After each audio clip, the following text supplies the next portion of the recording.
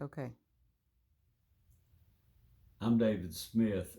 You saw me just a moment ago when the introduction about what my cowboy poems are all about.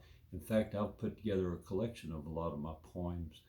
I realized on the introduction statement I said 200,000 cows went up the trail. It was 2,000. That was usually about the typical amount.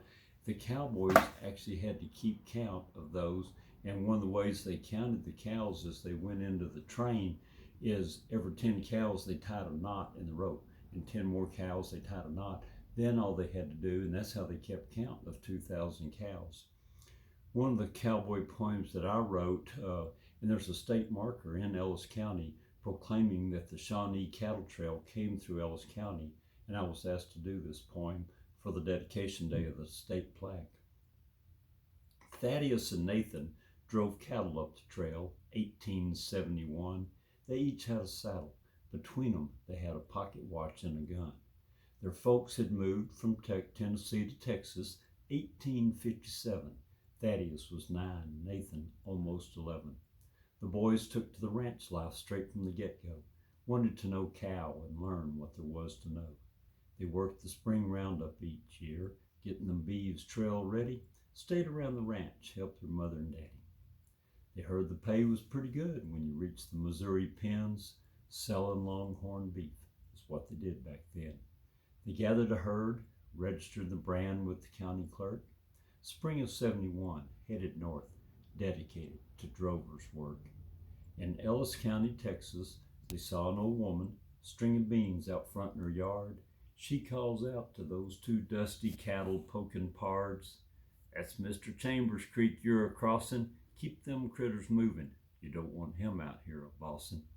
They crossed the Trinity, crossed the Red, made it to Sedalia and got their pay. They were back at the ranch in just a matter of days. They had had a taste of cattle driving for a spell, figured it was just as good to stay at the ranch and buy and sell. In the evening, they talked about their fear and their fun. They still have the pocket watch and they still have that little gun. The next poem I'm going to do has to do about two brothers. They had some experiences around cows and horses. James and John were brothers, same daddy, different mothers. John knew an old timer that would recite and sing, tell funny jokes and that sort of thing.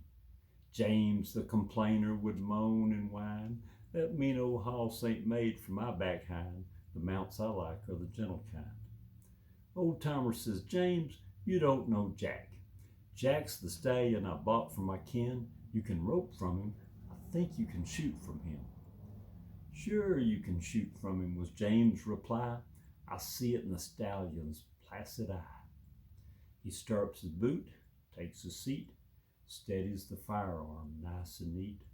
Shot rang out, the horse bolted bad. One scared look on the face of the lad. He held tighter'n a tick on a hound. Didn't matter, he still hit the ground. Old timer says, "You can think you can, but I'll tell you true.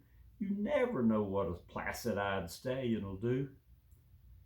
I used the term placid in that poem, and it was brought to me by Wanda Kane, who brought me a book of short stories by Louis L'Amour, and she said, "David, this is good literature." I opened the book, and the first thing I read was the cowboy liked a placid horse with nowhere to go. I closed the book and wrote that poem. That's how easy and quick just a word, just an idea will stir you on to write your poem.